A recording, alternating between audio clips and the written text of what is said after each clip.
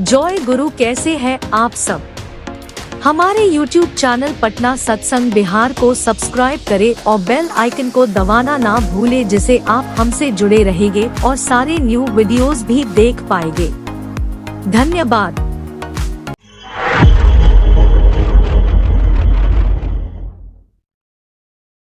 शिक्षा। ठाकुर का मिशन मानव निर्माण है और मानव निर्माण का सशक्त साधन है शिक्षा। ठाकुर के अनुसार शिक्षा है systematic organization of habits and instincts with the purpose of becoming of life by a graduated active manipulation of behavior may be called education. शिक्षा शब्द धातु से बना है जिसका अर्थ होता है to be able, समर्थ होना। इसलिए शिक्षा हमें जीवन के क्षेत्र में समर्थवान बनाने वाली विधि का नाम है। मनुष्य के जीवन और वृद्धि मार्ग को उत्तरोत्तर उन्नत करने को ही शिक्षा कहते हैं। शिक्षा अक्षर ज्ञान लिटरेशन या सूचना संग्रहण नहीं है। Literation makes the complexes facilitated where education enlightens the being, hence its index, habits and behavior glow on in a sonorous rhyme. पहले उपनयन संस्कार के बाद ही विद्यारंभ संस्कार शुरू होता था।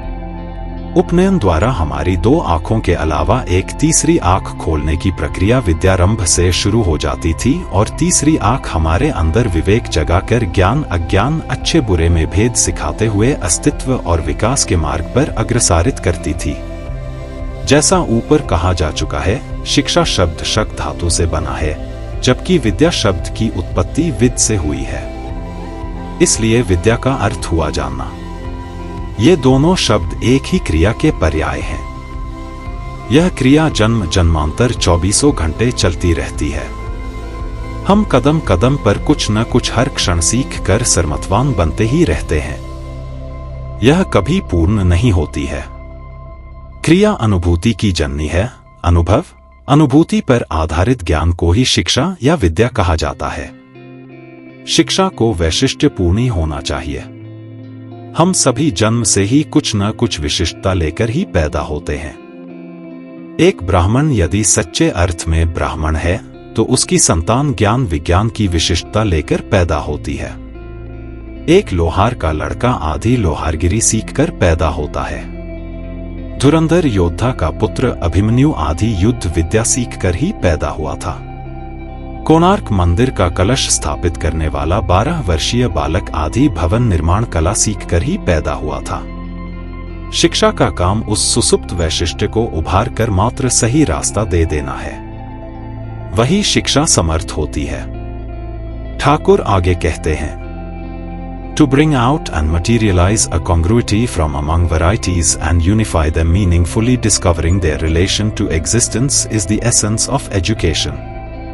Education is to know existence in common contrast to environment by doing and discerning. Education in its true sense creates adjustment intracellular substances through proper exercise. Intelligence and character evolve and with true mental combination progeny improves. शिक्षा एक प्रकार की सामंजस्य स्थापित करने वाली प्रक्रिया है। भीतरी सामंजस्य, बाहरी सामंजस्य और भीतरी बाहरी का सामंजस्य। ठाकुर इसीलिए निहित वैशिष्ट्य को देखते हुए ही शिक्षा देने की बात कहते हैं। जो क न बुझे शिक्षा, शिक्षा दे पगे पगे कुफल होए। शिक्षा को चरना पड़ता है, चबाना पड़ता है, निगलना पड़ता है, पचाना पड़ता है, आत्मसात करना पड़ता है, आचरण में उतारना पड़ता है। केवल पुस्तक पढ़कर पुस्तक बन जाने को शिक्षा नहीं कहते हैं। शिक्षा व्यावहारिक और शिल्प प्रधान होनी चाहिए। जो शिक्षा हमें व्यावहारिक नहीं बनाए, उल्टे हमारा हाथ ही काट डाले, वह शिक्षा शिक्षा नहीं है। केवल डिग्री ले लेना और फिर 4 डिग्री धारी पैदा कर देना ही शिक्षा नहीं है। यह तो समाज में अव्यवस्था फैलाना है। कुको जन्म देना है, जो आज चारों तरफ दिखाई पड़ रहा है। इससे तो बढ़िया अशिक्षित रह जाना है। ठाकुर कहते हैं, मैं विद्या उसी को कहता हूं जो मनुष्य को विद्यमानता या अस्तित्व को बनाए रखना सिखाती है। इस अस्तित्व रक्षण में अपना परिवेश रक्षण भी शामिल है। विद्या हमें आकाश में निष्प्रयोजन कुलौचे भरना नहीं सिखलाती है। यह हमें धरातल से बांधकर रखती है। जो विद्यमानता की शिक्षा देता है, जो विद्यमानता को जानता है, वही विद्वान कहलाता है। ऐसी शिक्षा संभव कैसे होगी? जब शिक्षक स्वयं इष्टमुखी होंगे, एकाग्र होंगे, एक खूंटे से बंधे होंगे, तभी वे शिक्षार्थियों में भी इष्ट प्राण जगा सकेंगे, उन्हें एकाग्र चित्त बना सकेंगे, एक खूंटे से बांध सकेंगे। विद्यालय में पहुंचने के पहले बालक को पहले 4 विद्यालयों से होकर गुजरना पड़ता है, फिर वह अपने 5वें विद्यालय में प्रवेश करता है। औपचारिक विद्यालय में पहुंचते पहुंचते तो उसका आधा व्यक्तित्व गढ़ा जा चुका रहता है। सबसे पहला विद्यालय मां का गर्भ और स्वयं मां है। बच्चे के जीवन का बहुत महत्वपूर्ण हिस्सा मां की गोद में व्यतीत होता है।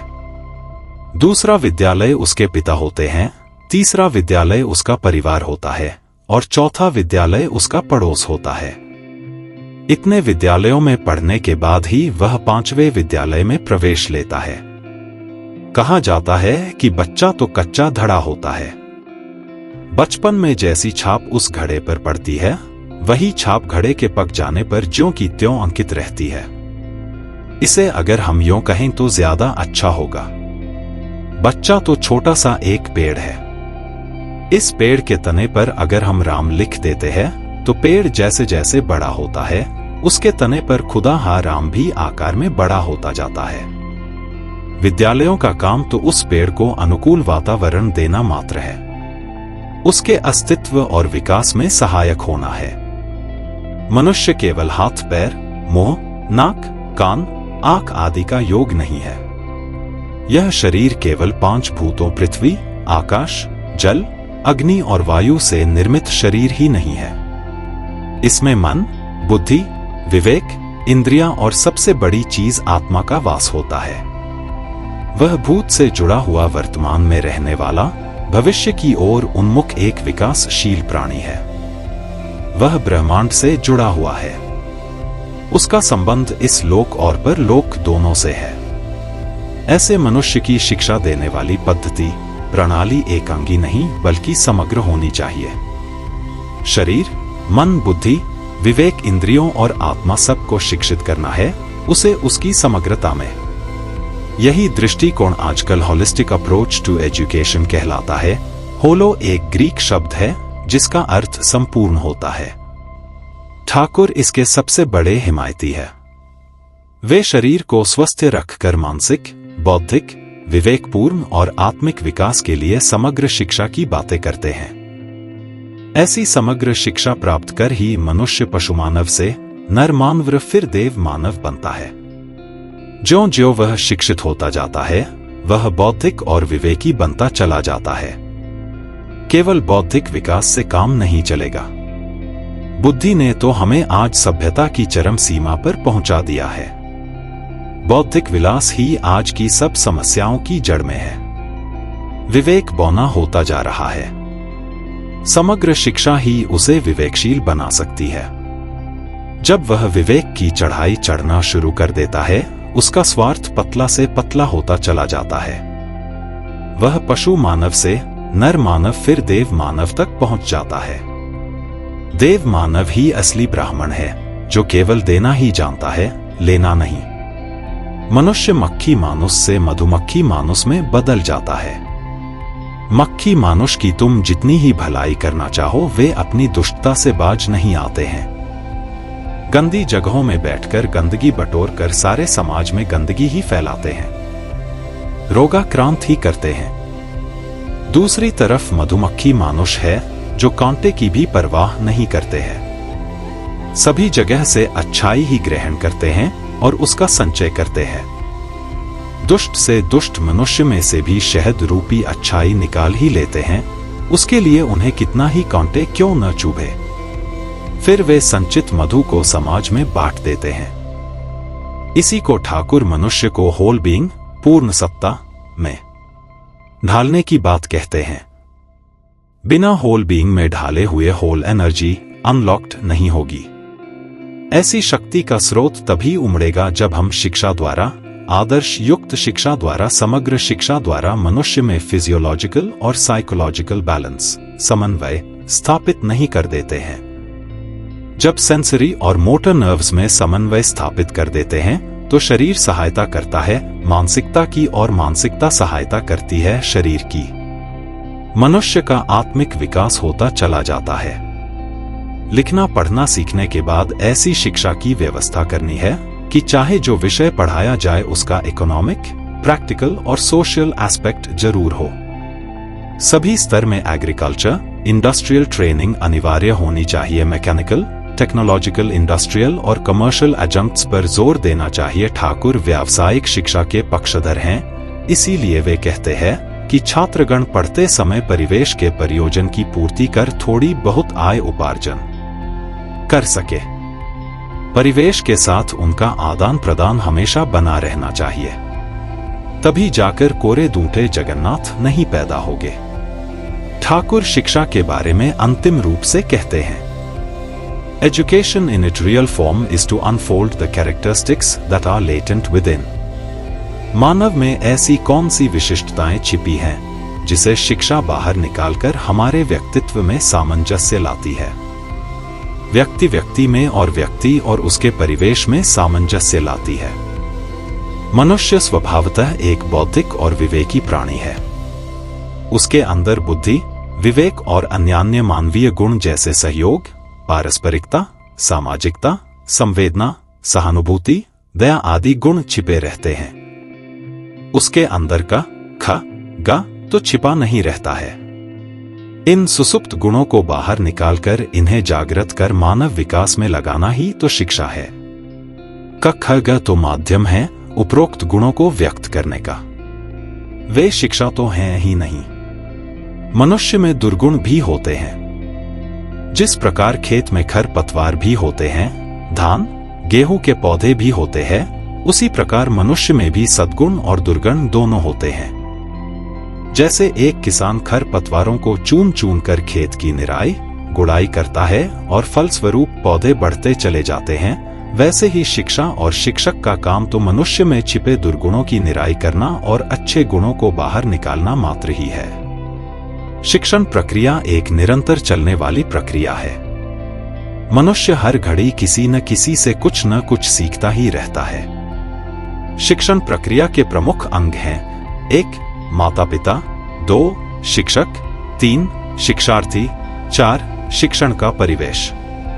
शिक्षण तो मां के गर्भ से ही शुरू हो जाता है और इसके लिए ठाकुर अनुलोम अर्वण विवाह की बात करते हैं। सही बीज के निर्माण के बाद ही शिक्षक आते हैं। प्राचीन समय में शिक्षक को आचार्य कहा जाता था, क्योंकि वह मुंह से कम आचरण द्वारा ही ज्यादा शिक्षा दिया करते थे। एक आदर्श और अनुशासित शिक्षक ही अपने छात्र में आदर्श और अनुशासन पैदा कर सकता है। इष्टमुखी शिक्षक ही अपने छात्रों में इष्ट प्राण जगा सकते हैं, आदर्श के प्रति ज्ञान पैदा कर सकते हैं। इसीलिए वे कहते हैं, मुख में ज्ञान व्यवहार में नहीं। इस शिक्षा के मुख पर छाई शिक्षक में नहीं, इष्ट प्राण कौन जगाए छात्र प्राण। पात्र निर्माण में मां, बाप और शिक्षक तीनों का ही योगदान रहता है। शिक्षण विधि भी सरल और बोधगम्य होनी चाहिए। किसी चीज को स्वयं करके दिखाना और सिखाना ज्यादा प्रभावशाली होता है। शिक्षा में शिक्षण स्थल का भी बड़ा योगदान रहता है। इसे स्वस्थ, शांत और प्रकृति की गोद में होना चाहिए। यही कारण था कि प्राचीन काल में हमारे अधिकांश गुरुकुल जंगलों में होते थे। शिक्षा को कार्यस्थल पर ले जाने की आवश्यकता है। सारांश में ठाकुर की शिक्षा नीति होलिस्टिक है, समग्रवादी है, एकांगी नहीं है। उनकी शिक्षा मनुष्य के सर्वांगीण विकास के सिद्धांत पर आधारित है। इसमें शारीरिक शिक्षा, आत्मिक शिक्षा, व्यावहारिक शिक्षा, व्यावसायिक शिक्षा, नैतिक शिक्षा, यथार्थवादी शिक्षा सभी शामिल है। इसमें जीवन वृद्धि के सभी आयाम शामिल हैं। जय गुरु। अगर हमारा वीडियो आपको अच्छा लगा तो हमारे YouTube चैनल पटना सत्संग बिहार को सब्सक्राइब करें और बेल आइकन को दबाना ना भूलें, जिससे आप हमसे जुड़े रहेंगे और सारे न्यू वीडियोस भी देख पाएंगे। एक छोटा सा रिक्वेस्ट है, आप लोग कृपया हमारा वीडियो को शेयर करें, अपने गुरु भाइयों को, गुरु माताओं को, अपने फैमिली मेंबर्स को। धन्यवाद। जय गुरु।